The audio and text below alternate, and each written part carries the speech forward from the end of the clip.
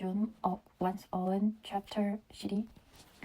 It was disappointing not to have brought back in the evening some important statements, some awesome fact, women are poorer than men because this or that. Perhaps now it would be better to give up seeking for the truth and receiving on one's heels an avalanche of opinion hot as ever, disclosures as dishwasher water. It would be better to draw the curtains, to shut out distractions, to light the lamp, to narrow the equation, and to ask the historian, who recall not opinions but facts, to describe under the conditions women live, not throughout the age, but in England, say in the time of Elizabeth.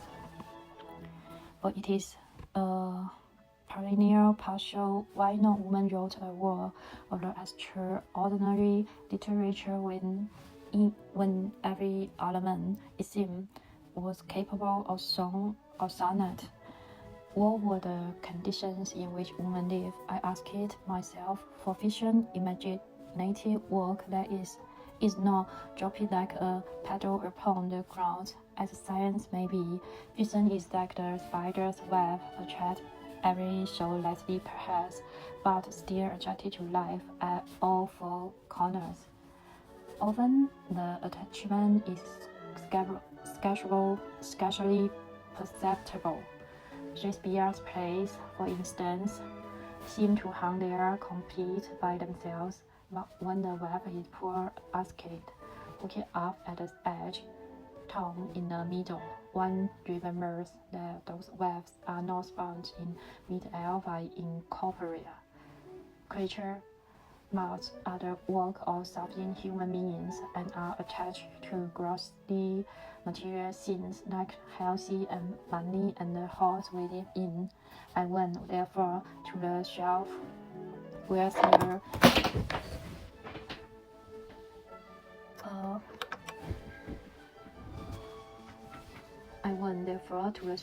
there the history stand and took down one of the latest, Professor Chaplin History of England. Once more I looked up woman. I found positions of and turned to the page indicate wife beating. I read was a recognized right of man and was patricized without shame by high as well as low. Similarly, the historian goes on. The daughter who refused to marry the gentleman of her parents' choice was liable to be locked up, beaten, and flogged about the room without any shock, meaning inflicted on public opinion. Marriage was not an affair of personal affection, but of family avarice, particularly in the chivalrous upon class. Betrayals often took place while one or both of the parties was in the cradle and marrying when they were scarcely out at the nurse trial. That was about the 1470, soon after Churchill's time. The next reference to the position of women is some 200 years later in the time of the statues. It was still the exception for women of the upper and middle class to choose their own husbands, and when the husband had been assigned, he was lord and master so far as law and custom could make him. Yet even so, Professor Chaplin concluded, neither Shakespeare's women nor those of authentic 17th century memories, like the Monies and the Hutchinson seem wanting in personality and character. Certainly, if we consider it, Cleopatra must have had a way with her. Lady Macbeth, one would suppose, have a will of her own. Rosalie, one night conclude, was an attractive girl. Professor Chaplin is speaking no more than the truth when he remarks that Shakespeare's woman does not seem wanting in personality and character. Not being a historian, one might go even farther and say that Woman has burnt like the beacons in all the wars of all the points from the beginning of the time. Clytemnestra, Antigone, Cleopatra, Lady Marchas, perhaps Crisis, Rosalind, Desdemona, and the Duchess of Mali among the dramatists. Then among the prose writers, Millicent, Clarison, Becky Sharp, and Catherine Emma Bovary, and Carnot. The names flock to mind, nor do they recall woman, lacking in personality and character. Indeed, if women have no existence save in the fiction written by men, one would imagine her a person of utmost importance, very various, hilarious and mean, splendid and sordid, infinitely beautiful and hideous in the extreme, as great as a man.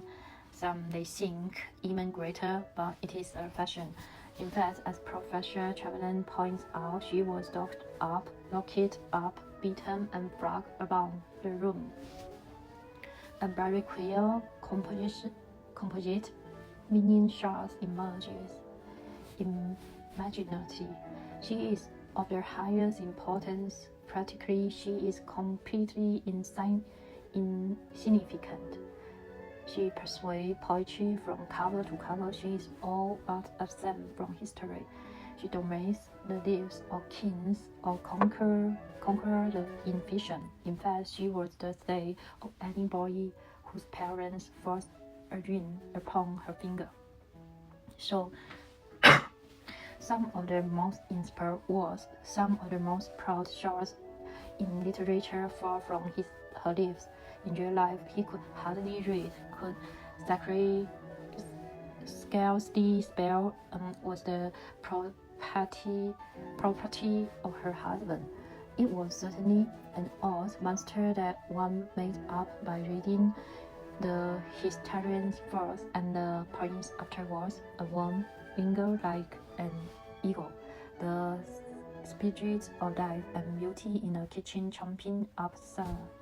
But those monsters, however assuming to the imagination, has no existence in fact. All one must do to bring her to life was to think poetically and prosaically at one and the same moment, sharp, keeping in touch with fact that she is Mr. Martin, aged 36, dressed in blue, wearing a black hat and brown shoes, but not losing sight of vision either, that she is a vessel in which all sorts of speeches and thoughts are causing and pressing perpetually. The moment, however, that one tries this measure with the Elizabeth woman, one branch of illumination fails. One is held up by the security of facts. One knows nothing detailed, nothing perfectly true and substantial about her. History scarce mentions her, and I turn to Professor Chamberlain again to see what history meant to him. I found, by looking at his chapter heading, that it meant the manor courts and the measures of open field agriculture, the cisterns and sheep farming, the grottos, the universities, the House of Commons, the 100 Years' Wars, the Wars of the Rose, the Renaissance scholars, the disillusions of the militarians, agrarian and religious strife, the origin of English sea power, the armament, and so on. Occasionally, an individual woman is mentioned, an Elizabeth or Mary, a queen or a great lady, but by no possible means could middle-class women with nothing but brains and character at their command have taken part in any one of the great moments which, brought together, constitutes the historian view of the past. not sure we find her in any collection or any doors. Avery hardly mentioned her. She never wrote her own life and scarcely keeps a diary. There are only a handful of her letters in exchanges. She left no place or poems by which we can judge her. What one wants a shot, and why does no some brilliant student and newsman of Britain supply it? Is a mass of information. At what age did she marry? How many children had she as a rule?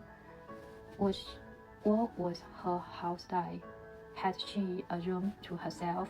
Did she do the cooking? Would she be likely to have a sermon? All these facts, like somewhere persuasively in Paris register and account for the life of the average Elizabeth woman must be scattered about somewhere. Could one class it and make a book of it? It would be amusement beyond my darling.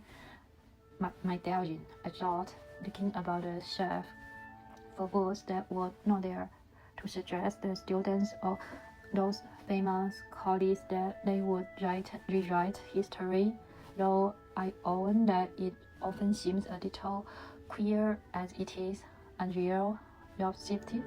Well, why should they not add a supplement to history, calling it a course, but some inconspicuous them, so that women might figure there without impropriety? For one often catch a glimpse of them in the life of the great, whisking away into the background, concealing. I sometimes think a wink, a laugh, perhaps a tear, and after all, we have lived enough of Jane Austen. It scarcely seems necessary to consider again the influence of the tragedies or genre Bellion upon the poetry of Edgar Allan Poe. As for myself, I should not mind if the home of Mary Russia Mitford were closed to the public for a century at least. But what I found deplorable, I continue looking about the bookshelves again, is that nothing is known about women before the 18th century. I have no model in my mind to turn around this way and that. Here and I asking why women did not write poetry in the Elizabeth age, and I am not sure how they were educated, whether they were taught to write, whether they had sitting room to themselves, how many women had children before they were 21, what, in short, they did from 8 in the morning till 9 at night. They had no money, evidently. According to the professor Chaplin, they were married whether they like it or not before they were out of the nursery. At 15 or 16, very likely. It would have been extremely odd, even upon this showing. Like one of them suddenly written the plays of Shakespeare, I concluded, and I thought of the old gentleman who is dead now, but was bishop, I think, who declared that it was impossible for any woman, past, present, or to come, to have the genius of Shakespeare. He wrote to the papers about it. He also told a lady who applied to him for information that cats do not, as a matter of fact, go to him, though they have, he added, short how much thinking those old gentlemen used to save one, how the borders of enlightenment shrank back at their approach. Cats do not go to heaven. Women cannot write the praise of Shakespeare. But that as it may, I could not help thinking as I looked at the words of Shakespeare on the shelf that the bishop was right, at least in this. It would have been impossible completely and entirely for any woman to have written the praise of Shakespeare in the age of Shakespeare's. Let me imagine, since facts are so hard to combine, what would have happened by Shakespeare has a wonderfully gifted sister called the Justice. That say Shakespeare himself once very probably his mother was an heiress to the grammar school where he may have learned Latin, Ovid, Virgil, and Horace, and the elements of the grammar and logic. He was, it is well known, a wild boy who poached rabbits, perhaps sheep, shot a deer, and had rather sooner than he should have done to marry a woman in the neighborhood who bore him a child rather quicker than was right. That escape sent him seek his fortune in London.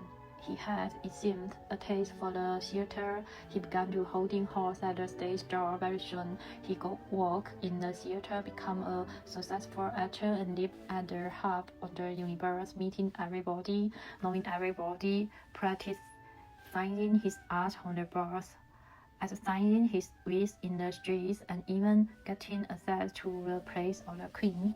Meanwhile, his extraordinarily gifted sister, let us suppose, remains at home. She was adventurous and imaginative as a girl to see the world as he was, but he was not sent to school. He had no chance of learning grammar and logic, let alone of reading Horace and Virgil. She picked up her work now and then, one of her brothers perhaps, and read a few pages, but then her parents came in and taught her to mend the stockings or mind the stools and not wound around with boards and paper. They would have spoken sharply but kindly, for they were substantial people who knew the conditions of life for a woman and loved their daughter, indeed, more likely than no. I don't. You don't have dandruff or head and shoulders. Our new formula helps wash away dandruff and oil, and now delivers double the protective ingredient from the scalp to prevent dandruff coming back. New Head and Shoulders for up to 100%. It is the YouTube advertise, so I skip. We need to wait the 5 seconds. 5 seconds. And then continue.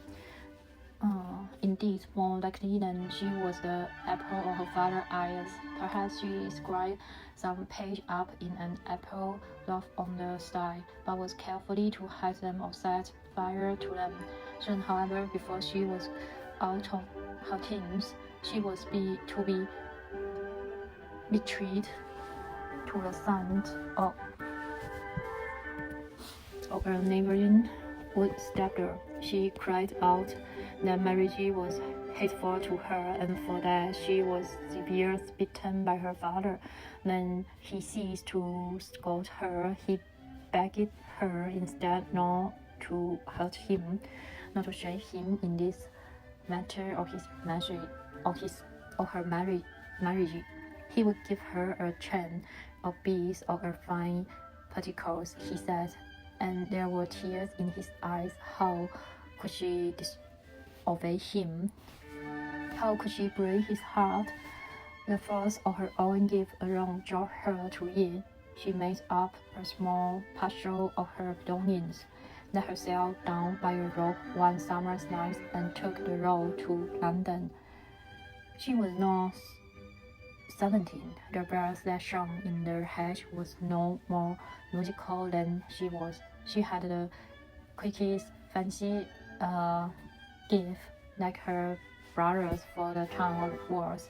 Like him, she has a taste for the theaters. She stood at the stage door. She wanted to act. She said, "Man laughed in her face." The manager, a fat, loose-lipped man, got forward. He bellowed something about pedals, dancing, and woman acting. No woman, he said, could possibly be an actress. He hinted, you can imagine what. She could get no training in her craft. Could she ever seek her dinner in a train of Rome to the streets at midnight? Yet her guineas was for fiction and lusted to feed abundantly upon the life of men and women and the study of their ways and us.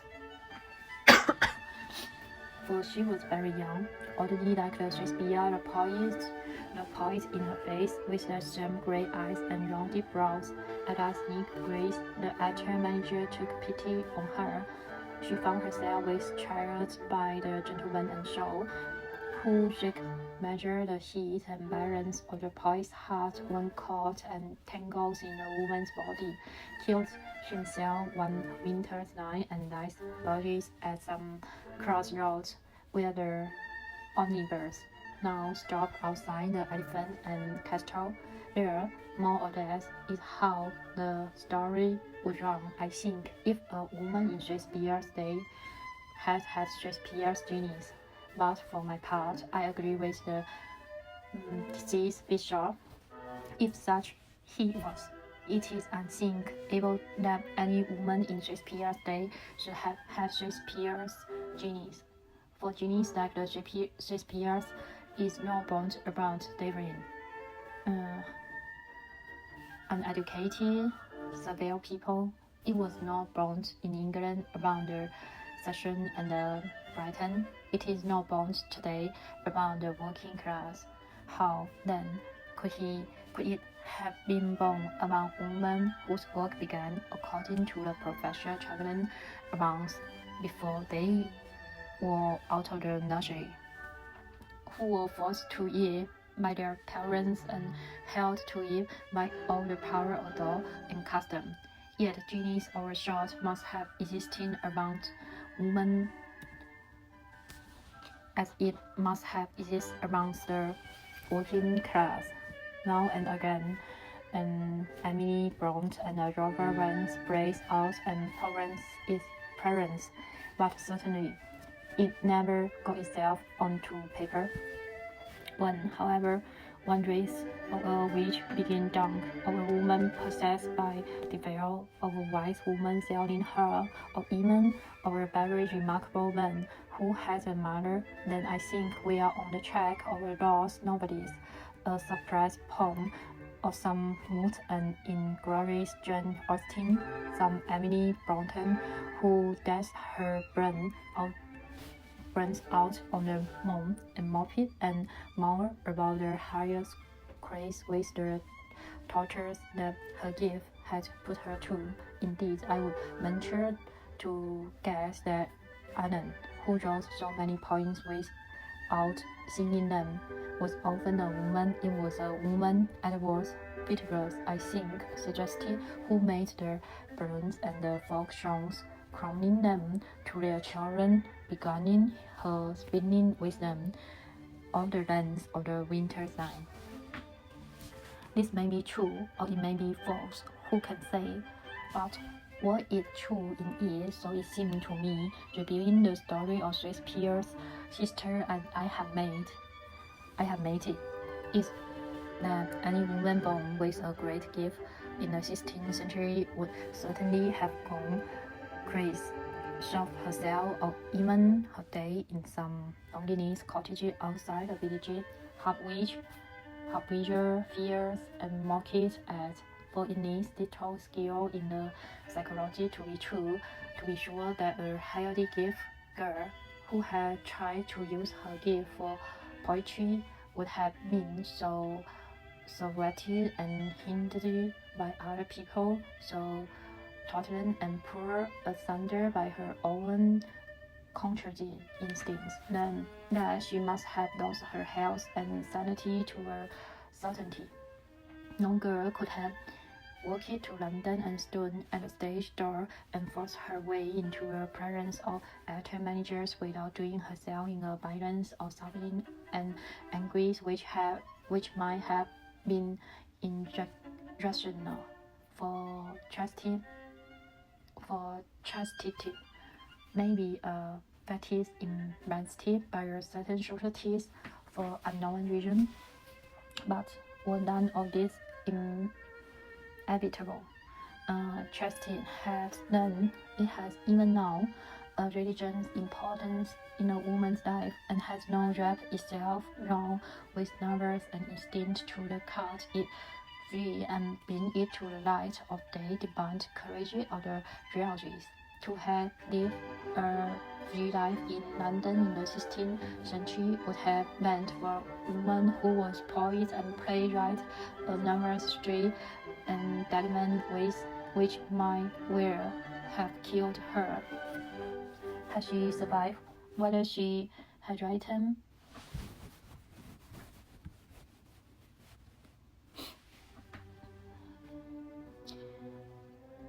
trees and deformed, issuing from a strand around the morbid imagination, and undoubtedly I shot looking at the shelf were there no place by woman, her work would have gone unsigned. That refused she would have so certainty. It was the relic of the sense